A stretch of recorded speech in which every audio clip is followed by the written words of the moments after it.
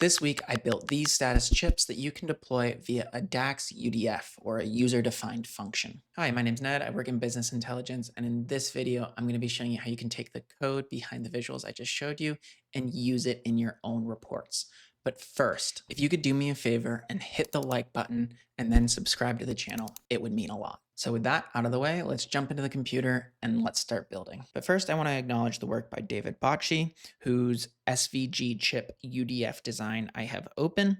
I think his design is great, and it's what inspired me to go off and create a design of my own. You can follow him on GitHub.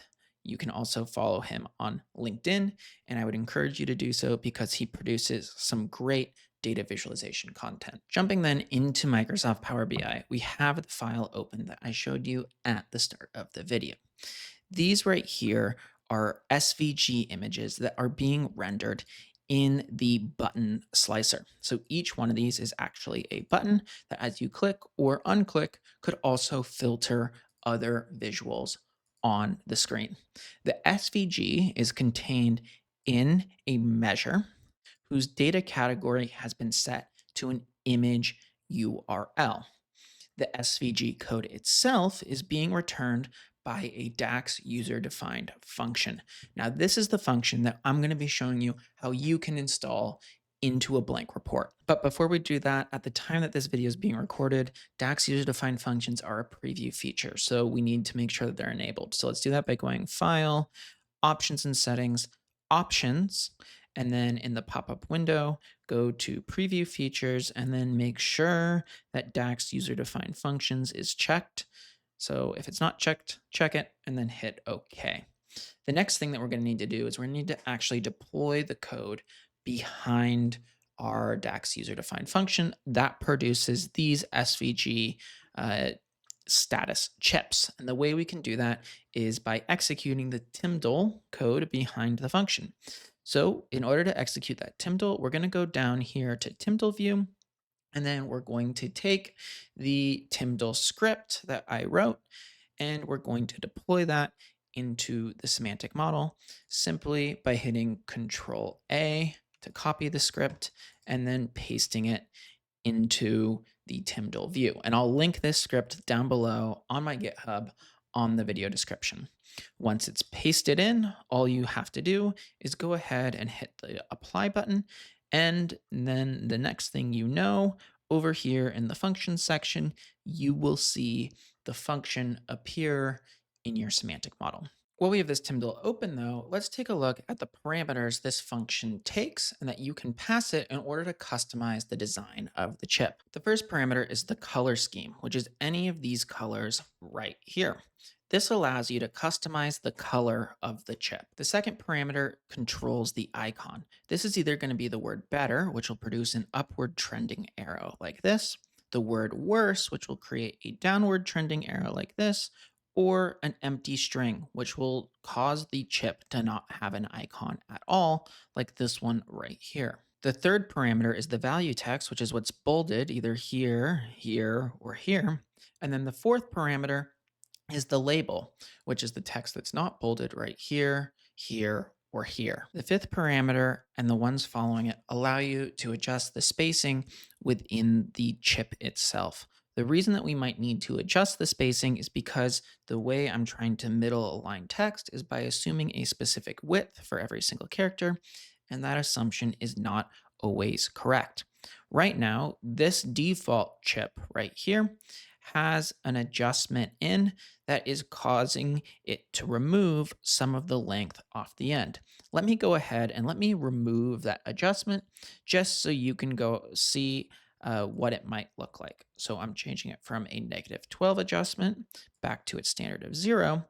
And as you can see, the text is no longer centered in the chip. Likewise, the sixth and seventh parameters also adjust spacing. If you might notice, each and every single one of these chips is a slightly different length. And that's because, well, the characters in them are all slightly different lengths. The sixth parameter allows you to set a minimum length for the value itself. So for example, if I had 100% versus this 3.5%, I might need 7 or 8 digits, so I could set that minimum length to 8.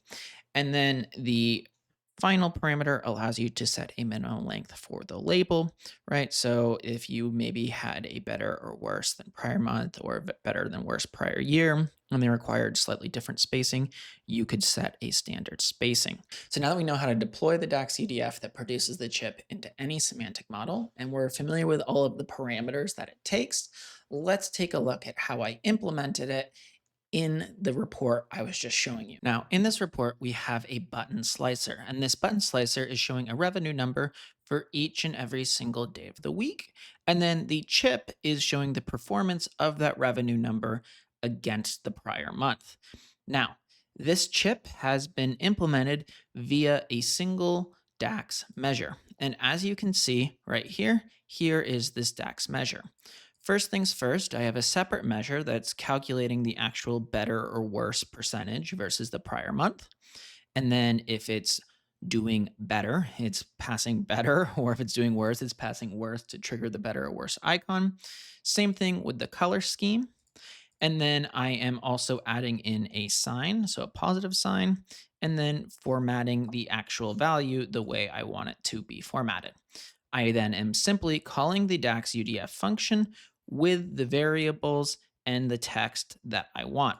I did have to make a center adjustment right here with -20 and then put in the number 7 because if we take a look, right, we do have some scenarios where the card would not be the same length because Wednesday we are only 6.3% better than in the prior year. So let me go ahead and let me fix that. All I then had to do was make sure this measure was formatted as an image URL and then add it to the visual, which in the case of the button slicer, if I can get into it, all I have to do is go into the format section, then go into the image section, and then turn on the image, change the image source to select from data, and then drag over my image measure. You can adjust how much space the image is allowed to take up on each card by either adjusting the image height or by adjusting the layout, so changing it either from right to left